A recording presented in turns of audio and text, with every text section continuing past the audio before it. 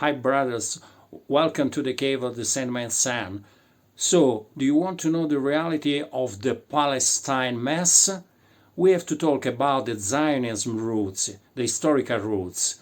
It's a matter that is burning and delicate because usually could lead to the accusation of anti-Semitism, something that has nothing to do with it. So, follow this short text to understand better.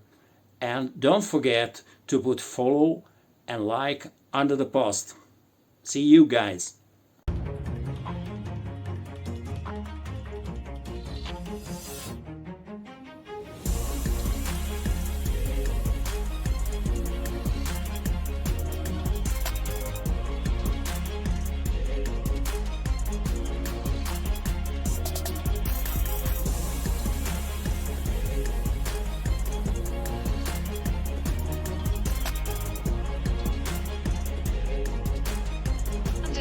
Today's unsolvable crisis in Palestine, it can help to read history, outside of a partisan framework, which makes hard any dialogue on topics considered taboo.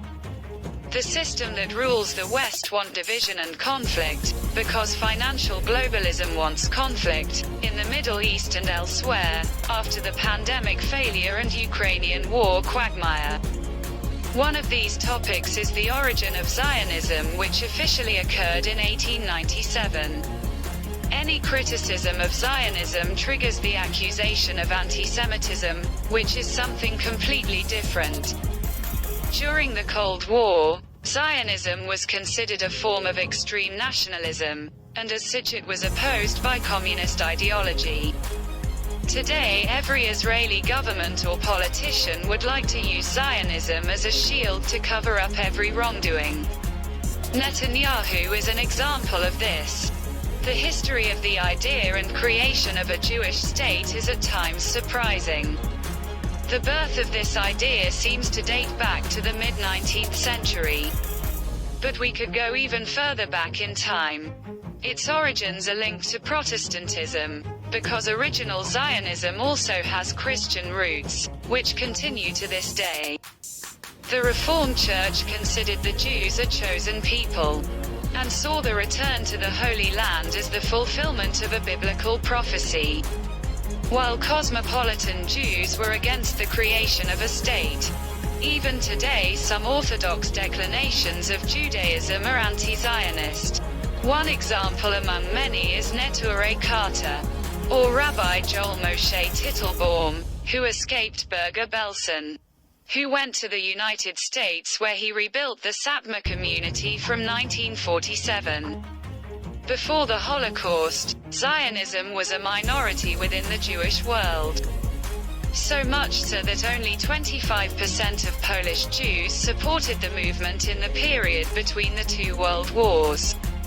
For the majority of Jews it was a utopian movement. Zionism was then viewed positively by friends and enemies of the Jewish people. European anti-Semitic nationalism saw the advantage of an Israeli state as the opportunity to get rid of the Jewish communities.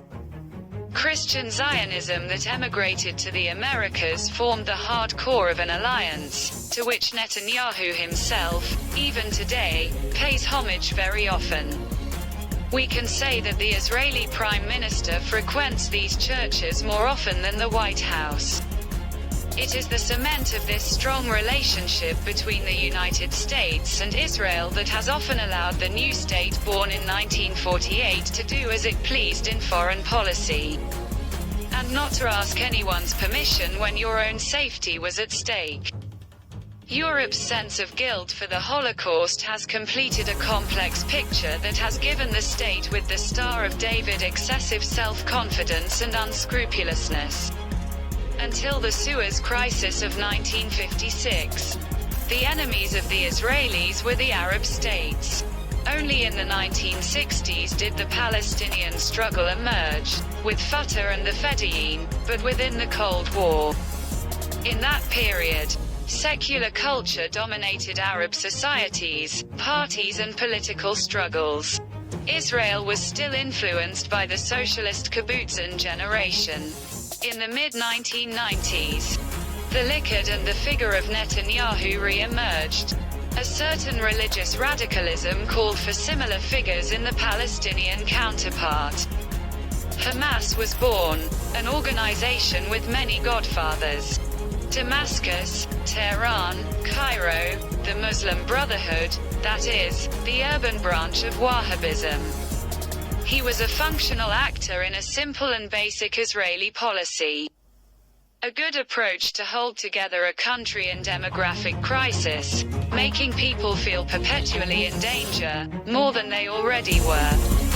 The crisis of financial globalism weakens this model based on an increasingly less theological and increasingly political Judeo-Christian axis. A model that uses Israel as a tool for its domination in the Middle East. And which Netanyahu expresses in the worst form, ready to sacrifice the lives of his citizens. Let's not talk about it for that of the Palestinians.